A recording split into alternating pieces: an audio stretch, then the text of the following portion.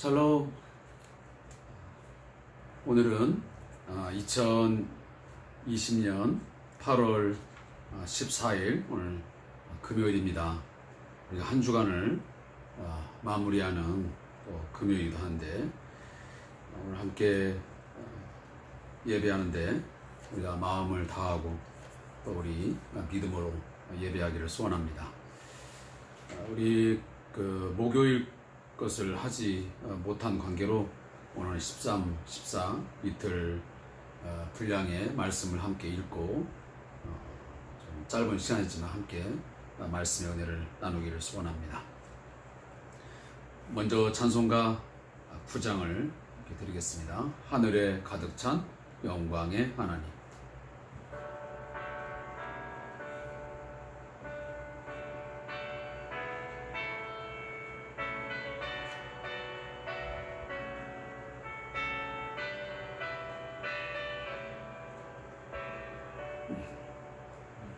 하늘에 가득 찬 영광의 하나님, 온 땅에 충만한 존귀하신 하나님, 생명과 빛으로 지혜와 권능으로 언제나 우리를 지키시는 하나님,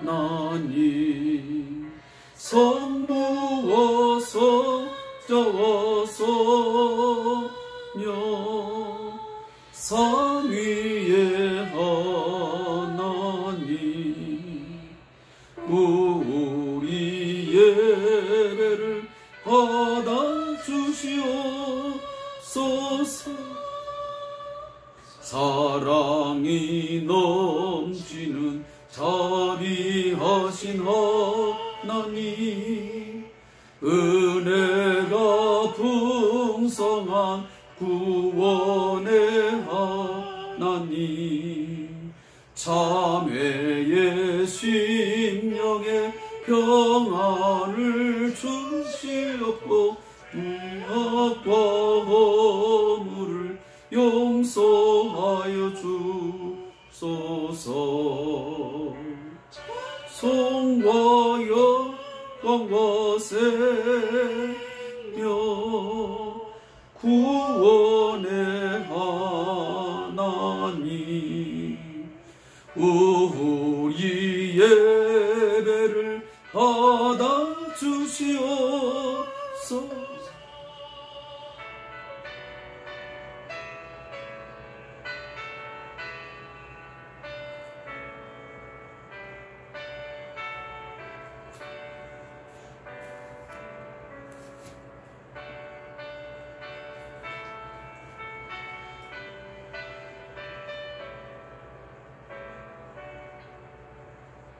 연약한 심령을 굳게 세워주시고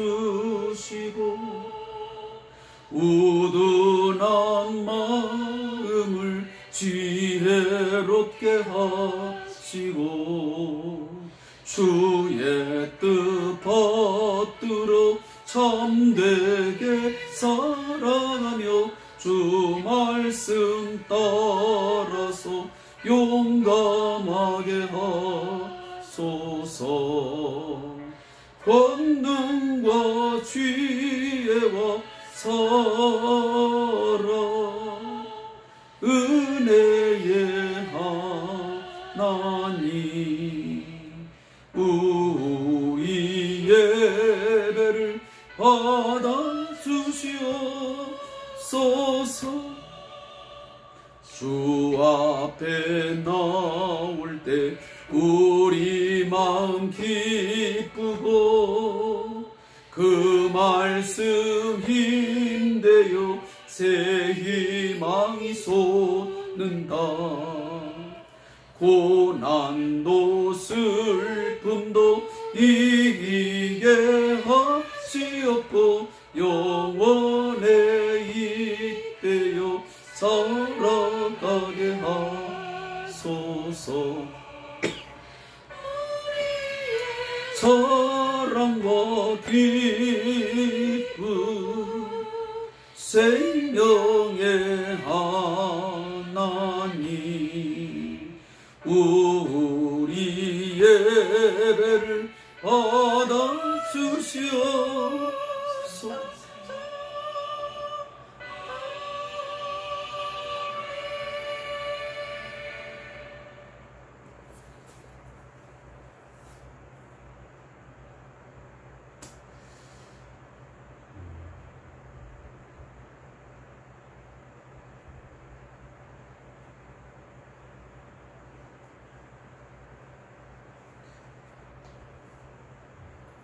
저희 교회의 2020년 표어를 제가 정하면서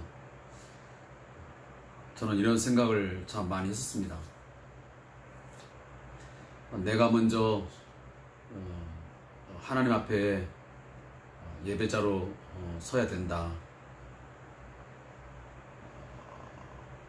더 나아가서 우리 성도들이 어디를 가든지 또 무엇을 하든지 어떤 상황에 어떤 환경에 놓이든지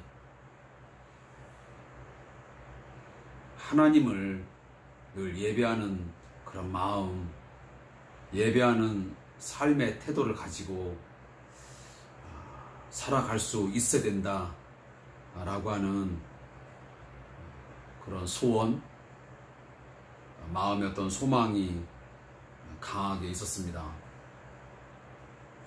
제가 오늘 찬양을 드리다 보니 어떤 생각이 드냐면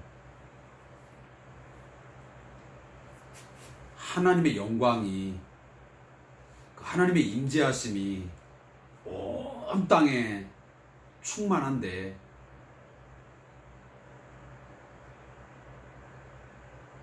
그 하나님의 영광 앞에 위대하고 영광스러운 그리고 충만하신 그 하나님 앞에 나 자신이 또 우리 자신들이 참된 예배자로, 온전한 예배자로 서 있는가 하는 생각을 갖게 되었습니다. 오늘 이 주삼 교제를 가지고 저와 함께 이 말씀의 이 장에 앉아서 예배하는 성도님들, 어떤 마음으로 이 자리에 앉아 있습니까? 어떤 생각을 가지고 이 큐티 시간을 함께 참여하고 있습니까? 안 믿는 사람들도, 믿지 않는 자들도 하루의 어떤 일과를 이제 반성하는 시간으로 국민학교 시절 아니면 초등학교 시절부터 꾸준히 일기를 쓰는 그런 습관을 들여가지고 저녁에 앉아서 차분하게 하루를 돌아보면서 글을 쓰지요. 그리고 잘못한 것들을 반성하고 내일을 좀 더 오늘보다 나은 삶을 위하여 계획을 갖고 또 마음의 결단을 합니다. 그런데 하나님을 믿는 모든 영역 속에 하나님의 영광이 늘 충만하게, 하나님의 임재가 어느 곳인지 있다고 하는 것을 믿는 우리들이 오늘 이 시간 이 주삼 교제를 가지고 큐티하는 그런 마음들이 그러한 마음 이상으로 있어야 되지 않나 하는 생각을 갖게 됩니다.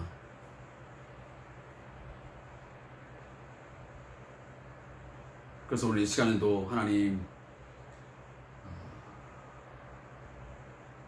하나님을 의식하지 못하고 무지하게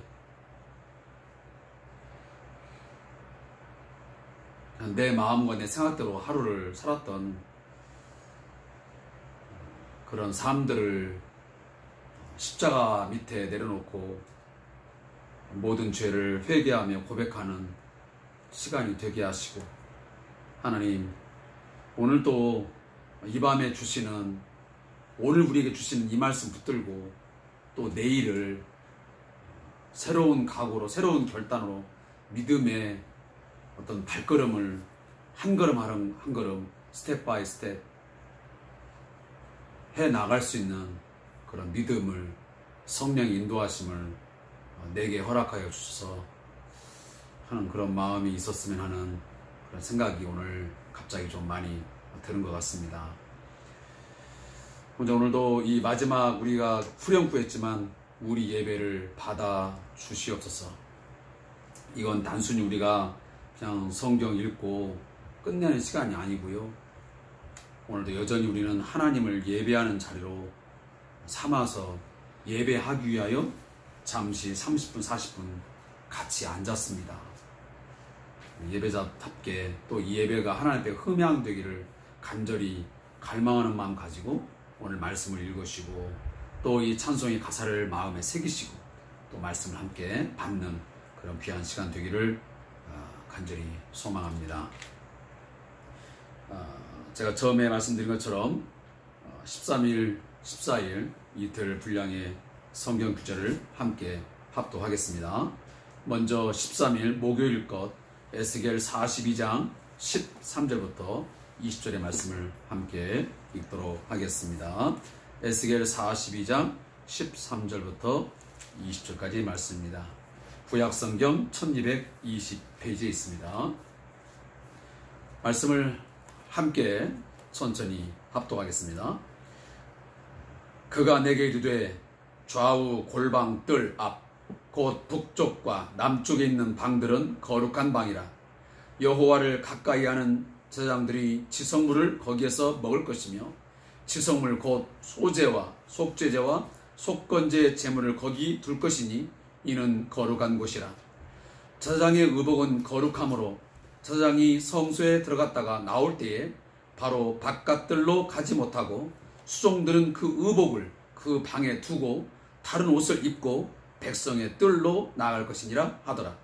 그가 안에 있는 성전 측량하기를 마친 후에 나를 데리고 동쪽을 향한 문의 길로 나아가서 사방 담을 측량하는데 그가 측량하는 장대 곧 그 장대로 동쪽을 측량하니 500척이요 그 장대로 북쪽을 측량하니 500척이요 그 장대로 남쪽을 측량하니 500척이요 서쪽으로 돌이켜 그 장대로 측량하니 500척이라. 그가 이같이 그 사방을 측량하니 그 사방 담 앞마당의 길이가 500척이며 너비가 500척이라. 그 담은 거룩한 것과 속된 것을 구별하는 것이더라. 아멘. 오늘 에스겔 42장 13절부터 20절의 말씀은 성전의 사면 담이 소개되고 있습니다. 그러니까 우리가 이제 에스겔에게 보여주셨던 그 성전의 환상의 모습이 있습니다. 그 환상 속에 나타났던 성전을 우리가 한 번 더 이 시간 잠시 떠올려 보면 바깥 뜰이 있고 안뜰이 있고 성소가 있고 치성소가 있고 그리고 문은 3개가 있습니다. 북쪽 문이 있고 동쪽 문이 있고 남쪽 문이 있습니다. 서쪽 문은 왜 없느냐 하면 바로 서쪽은 성소와 지성소가 이렇게 있는 그런 부분이기 때문에 서쪽은 문이 있지 않습니다. 자, 그러면 그러한 것을 우리가 머릿속에 떠올리면서 오늘 13절에 보니까 그가 내게 이르되 좌우 골방뜰 앞 곧 북쪽과 남쪽에 있는 방들은 거룩한 방이라 하시면 지금 북쪽에 있는 방과 남쪽에 있는 방이 있습니다. 그러니까 북쪽 문이 있죠. 남쪽 문이 있죠. 그 남쪽과 북쪽에 이제 그 문이 들어오면 방이 이제 위치를 하고 있는데 그 방이 지금 어떤 방이냐고 하냐면 바로 제사장들의 방이었습니다. 그 제사장들이 이제 그 방에서 무엇을 하냐면 거기는 지성물 곧 소제와 속죄제와 속건제의 제물을 거기 두는 것이고, 그러니까 제물을 두면서 또 그곳에서는 거기 나오는 제물을, 그 지성물을 먹는 그런 장소로서 구별된 장소였습니다. 오늘 본문에도 그런 내용들이 함께 담겨져 있지요. 우리가 이제 이스라엘 백성들에게 하나님께서 주신 5대 제사가 있습니다. 우리가 레위기서를 보면 잘 소개되고 있습니다. 그래서 5대 제사하면 바로 소제, 번제, 속죄제, 화목제, 속건제. 그래서 5대 제사법이 레위기서에 하나님께서 명령하십니다. 근데 그 5대 제사 가운데 화목제와 번제의 제물은 먹지 못하게 되어 있고요. 그 나머지인 소제와 속죄제와 속건제로 드렸던 제물만은 그 제사장들의 분깃으로 주어져서 그것을 먹을 수 있게끔 하나님이 허용을 하셨습니다. 자, 그런 부분들이 있었고요. 또 오늘 14절에 보니까 그 제사장들은 제사를 드릴 때 의복을 입고 있다가 밖으로 나갈 때는 그 옷을 입고 그대로 나가지 못하겠습니다. 반드시 수종들은 그 의복을 그 방에다가 벗어 놓고 평상복으로 다른 옷을 입고 백성의 뜰로 나가도록 그렇게 했습니다. 그런 이유들이 다 무엇이겠습니까? 하나님 앞에 제사하는 그 제사장들도 항상 거룩한, 다시 말하면 구별된 어떤 행동, 구별된 어떤 옷, 이런 거 하나하나까지 하나님께서는 다 철두철미하게 그 어떤 선을, 어떤 룰을 만들어 놓았던 것입니다.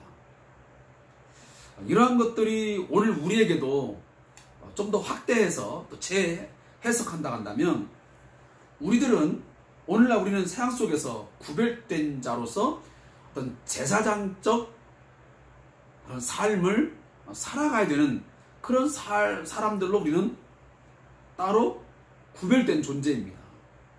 저는 거룩한 존재이죠. 그런 부분에서 우리들도 우리가 어떤 먹는 것, 또 입는 것, 우리가 어떤 삶의 어떤 형태, 이런 것들 하나하나가 세상과는 구별되어진, 분리되어진 그러한 삶을 살아야 됨을 말씀하는 것이라고 제가 여러분에게 감히 말씀드릴 수 있습니다. 믿지 않는 자들이 행동하는 것처럼 똑같이 행동을 하면서 똑같은 말을 하면서 다 살아갈 수는 없습니다. 반드시 믿는 자와 믿지 않는 자, 하나님을 아는 자와 모르는 자의 어떤 구별성이 반드시 있어야 되는 거죠. 우리가 하는 말을 보게 되면, 우리가 어떤 직장생활 가운데서, 아니면 우리가 길을 가다가 어떤 형태로든지 누구와의 만남 속에서 보면, 역시 믿는 자는, 하나님을 믿는 자는, 예수를 믿는 자는, 예수와 함께 살아가는 예수의 사람들은 참 다르구나 라고 하는 것을 보여줄 수 있어야 된다는 거죠. 그런 것들을 우리가 어떻게 또 볼 수 있냐면, 20절에 이런 말씀이 있었습니다. 그가 이같이 그 사방을 측량하니 그 사방 담 앞마당의 길이가 500척이며 너비가 500척이라. 그 담은 거룩한 것과 속된 것을 구별하는 것이다. 그러니까 그 당시에도 이 성전과 그 바깥은 반드시 이 담으로 쌓여졌습니다. 그래서 거룩한 것하고 속된 것하고 구별을 했던 것이죠. 제가 그런 취지에서 말씀을 드리는 것입니다. 우리의 삶에도 보이지 않는 믿음의 담이 반드시 존재해야 돼요. 그 담이 무너져 버리면 이건 정말 곤란한 거예요. 사랑하는 우리 성도님들, 여러분들은 과연 예수 믿는 자로서 내 개인적으로, 우리의 가정적으로, 우리의 직장의 삶 속에서 내가 갖고 있는 어떤 그 거룩이라고 하는 것을 지키기 위해서 그 믿음의 담이 얼마나 견고하게 잘 쌓아 있습니까?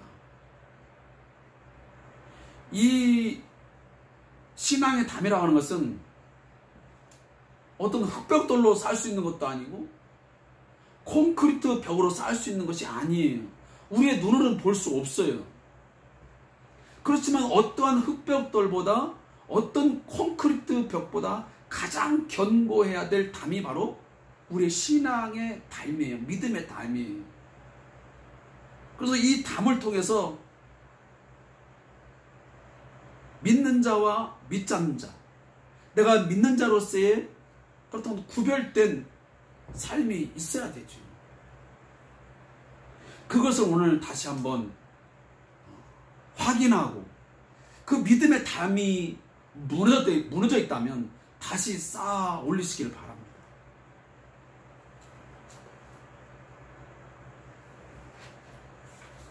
그리고 오늘 또 한 가지는 43장 1절부터 12절 말씀을 함께 한번 읽어보겠습니다. 그 후에 그가 나를 데리고 문에 이르니 곧 동쪽을 향한 문이라. 이스라엘 하나님의 영광이 동쪽에서부터 오는데 하나님의 음성이 많은 물소리 같고 땅은 그 영광으로 말미암아 빛나니 그 모양이 내가 본 환상 곧 전에 성읍을 멸하러 올 때에 보던 환상 같고 그발 강가에서 보던 환상과도 같기로 내가 곧 얼굴을 땅에 대고 엎드렸더니 여호와의 영광이 동문을 통하여 성전으로 들어가고 영이 나를 데리고 안뜰에 들어가시기로 내가 보니 여호와의 영광이 성전에 가득하더라. 성전에서 내게 하는 말을 내가 듣고 있을 때에 어떤 사람이 내 곁에 서 있더라. 그가 내게 이르시되 인자야, 이는 내 보좌의 처소, 내 발을 두는 처소, 내가 이스라엘 족속 가운데 영원히 있을 것이라. 이스라엘 족속 곧 그들과 그들의 왕들이 음행하며 그 죽은 왕들의 시체로 다시는 내 거룩한 이름을 더럽히지 아니하리라. 그들이 그 문지방을 내 문지방 곁에 두며 그 문설주를 내 문설주 곁에 두어서 그들과 나 사이에 겨우 한 담이 막히게 하였고 또 그 행하는 가증한 일로 내 거룩한 이름을 더럽혔으므로 내가 노하여 멸망시켰거니와 이제는 그들이 내 그 음란과 그 왕들의 시체를 내게서 멀리 제거하여 버려야 할 것이라. 그리하면 내가 그들 가운데 영원히 살리라. 인자야, 너는 이 성전을 이스라엘 족속에게 보여서 그들이 자기의 죄악을 부끄러워하고 그 형상을 측량하게 하라.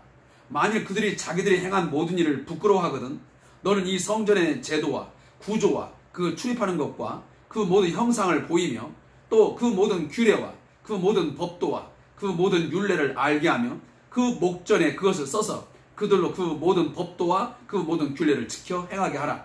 성전의 법은 이러하니라. 산꼭대기의 지점의 주인은 지극히 거룩하리라. 성전의 법은 이러하니라. 아멘. 오늘 에스겔서 43장 1절부터 12절에 보면 여호와의 영광이 성전에 들어오심이 나타나고 있습니다. 이미 우리는 에스겔서 10장을 우리가 이제 함께 묵상할 때에 여호와의 영광이 떠나는 것을 우리가 이미 보았습니다. 하나님의 영광이 왜 떠났습니까? 왜 이스라엘 백성들 가운데서, 왜 이스라엘의 그 성전에서 하나님의 영광이 왜 떠났냐고. 그것은 그 백성들이 우상을 숭배하고 가증한 그 죄악들을 저질렀기 때문에 하나님이 그들과 함께 할 수 없어서 떠나가셨습니다. 사랑하는 성도 여러분, 하나님은 죄와 결코 함께 공존할 수 없습니다. 우리는 설령 죄와 함께 공생하고 공존할지는 모르겠지만 하나님은 절대적으로 죄와 상종할 수 없습니다. 하나님과 죄는 결코 공존 불가능합니다. 그러하기에 하나님의 백성들이 끊임없이 우상을 숭배하고 그 가증한 일을 행하면서도 돌이키지 아니하고 회개하지 아니할 때에 하나님의 영광이 하나님이 떠나가셨습니다. 그 결과로 그들은 이방 민족에 의해서 성전이 다 짓밟혀버리고 그들의 몸은 포로가 되어서 끌려가는 그런 비참하고도 처참한 최후를 맞게 되었죠. 하나님이 떠나버린 인생, 하나님의 영광이 없는, 하나님의 영광이 부재한 우리의 삶, 우리의 가정, 우리 교회 공동체 전혀 의미가 없습니다. 거기에는 온갖 불행과 그리고 우리의 삶의 고통만 있을 뿐입니다. 근데 오늘 본문에 보니까 떠났던 여호와의 영광, 하나님의 영광이 성전에 다시 돌아옵니다. 이제는 사람이 만든 그 성전이 아닌 바로 오늘 에스겔에게 보여주셨던 그 성전 가운데, 새로운 성전 가운데 하나님의 영광이 다시 임재하는 것을, 충만히 임재하는 것을 오늘 본문에서 보게 됩니다. 그것이 바로 오늘 2절 말씀에 나타나고 있습니다. 이스라엘 하나님의 영광이 동쪽에서부터 오는데 하나님의 음성이 많은 물소리 같고 땅은 그 영광으로 말미암아 빛나니 그랬습니다. 여기 보면 새 성전에 에스겔에게 보여줬던 그 새 성전에 하나님의 영광의 임재가 아주 위엄 있고 그리고 장엄하게 나타나는 것을 오늘 보면 많은 물수라고 본문에서 이야기하고 있습니다. 이것은 하나의 상징적인 것을 의미합니다. 그러니까 하나님의 음성이 들려오는데 그것은 많은 물소리가 쳤다. 우리가 이번에도 장마가 오면서 굉장히 많은 이제 물이 흐르는 것을 보았지만 거대한 물이 막 흘러가면 그 물소리는 정말 장엄합니다. 물론 이 장마로 인해서 흘러내는 그 물소리는 두려움과 어떤 무서움을, 공포를 주는 물소리였겠지만 오늘 이 본문에서 말하는 그 물소리는 이 물소리가 아닙니다. 정말 장엄하고 아주 그 웅장한 그런 하나님의 그 임재하심을 상징적으로 표현하기 위해서 오늘 이렇게 많은 물소리와 같은 하나님의 음성이 들려왔다라고 말씀을 하고 있습니다. 그리고 하나님 영광이 임재하시는 것이죠.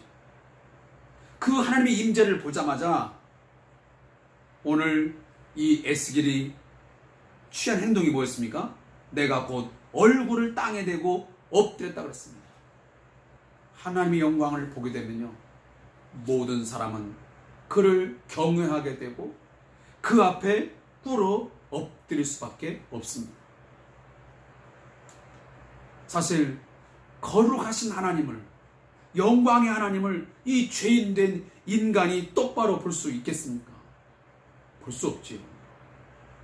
당연히 얼굴을 땅에 대고 엎드릴 수밖에 없는 것이 당연지사입니다. 그러나 오늘 죄인된 우리들이 하나님의 얼굴을 바라볼 수 있는 것은 우리의 모든 죄를 예수의 십자가에 다 전가시키고 그가 우리의 죄값을 지불하기 위하여 죽고 부활하심을 통해서 우리에게 새로운 영, 우리에게 새로운 양심, 우리에게 새로운 마음을, 새로운 영을 우리에게 주셨기 때문에 그 성령을 통하여 우리는 하나님을 오늘 바라볼 수 있게 된 것입니다.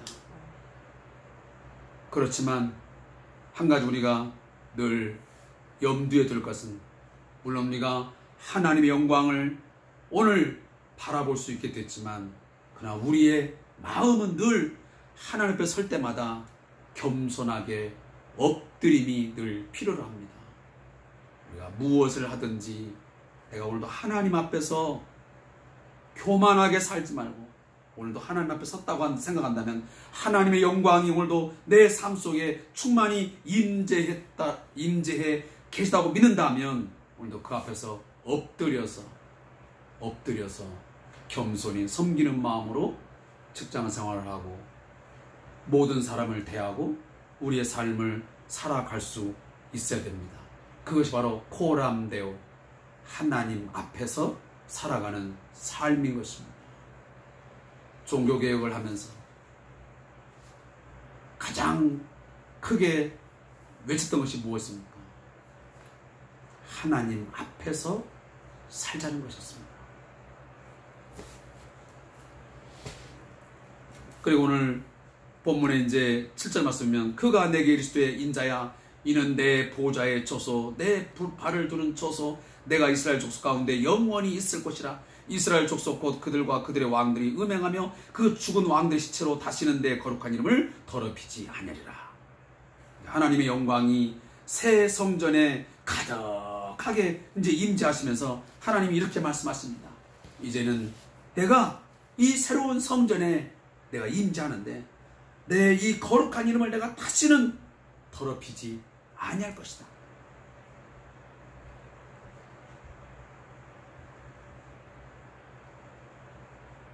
오늘 이 말씀이 어떻게 응답되었습니까?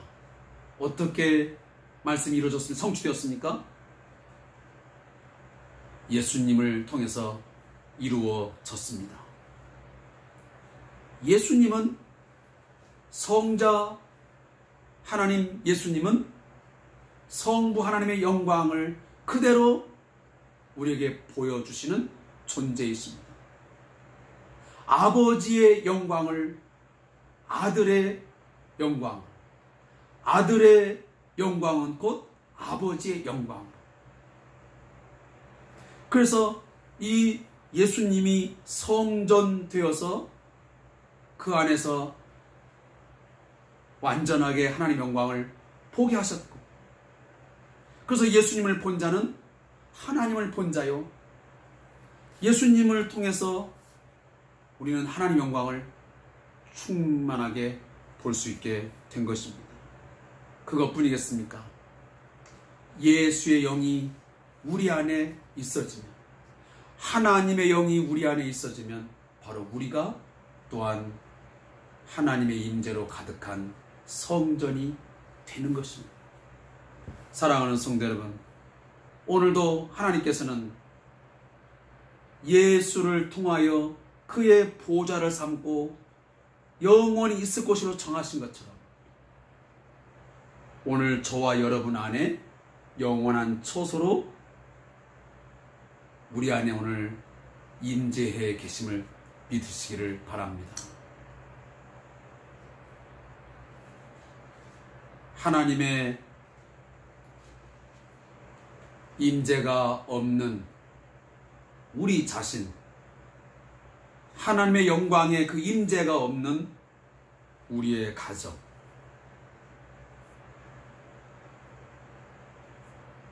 또한 교회 공동체, 제가 좀 전에도 말씀드렸지만 무의미하고 무가치합니다. 그러나 내가 배운 것은 없고 때로는 초라하고 부족하다 할지라도, 때로는 우리 가정이 또 우리 교회 공동체가 외적으로 볼 때는 초라하고 연약해 보일지는 모르겠지만 그 가운데 하나님의 거룩한 이름, 영광의 그 이름이 함께 하시고 하나님의 영광이 충만하게 함께 하신다면 그곳이 바로 성전이요, 그 성전을 통해서 하나님 우리와 늘 함께 하시면서 영광을 받으실 것입니다. 뿐만 아니라 우리 안에 하나님의 영광이 충만하게 임재했다고 믿는다면 우리 안에서 모든 죄들을 다 재건해야 됩니다. 다시는 하나님의 이름을 더럽히는 그런 우리의 죄악들을 다 제거해 내어야만 됩니다. 우리의 모든 가증한 일들을 다 없애야 됩니다. 그래야만 하나님의 영광스러운 임재를 경험하는 삶을 살 수 있게 되는 것입니다.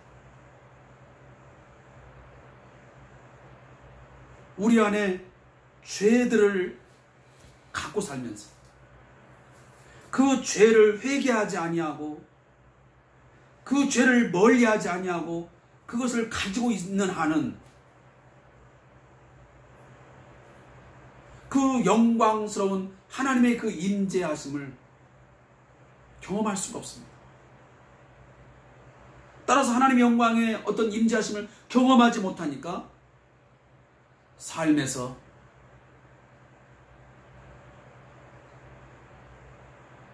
하나님의 그 놀라운 어떤 믿음의 생명력, 예수의 어떤 생명의 어떤 그 힘, 이런 것들이 우리 안에서 살아나지 못하는 것입니다.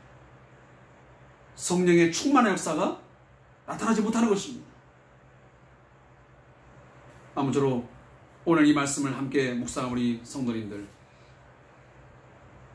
이 말씀을 잘 붙들고 우리가 늘 거룩한 삶을 힘쓰시고 그 거룩한 삶을 힘쓰는 가운데서 늘 하나님의 영광을, 그 하나님의 영광의 임재하심을 늘 경험하시면서 그 경험되는 삶 속에서 힘을 얻고 동력을 얻어서 이 어두운 세상, 오늘도 죄의 도전 속에서 이기는 삶, 넉넉히 이기는 삶을 예수 안에서 살아갈 수 있기를 주의 이름으로 축복합니다.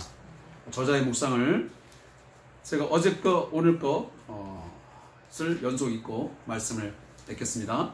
에스겔이 환상 중 보았던 제사장의 방은 하나님께 드려지는 제물을 먹고 보관하기 위한 기능 외에도 제사 업무를 담당하는 제사장들이 거룩한 제사를 준비하기 위해 거룩한 예복을 입고 밖으로 나갈 때는 예복을 벗는 장소이다.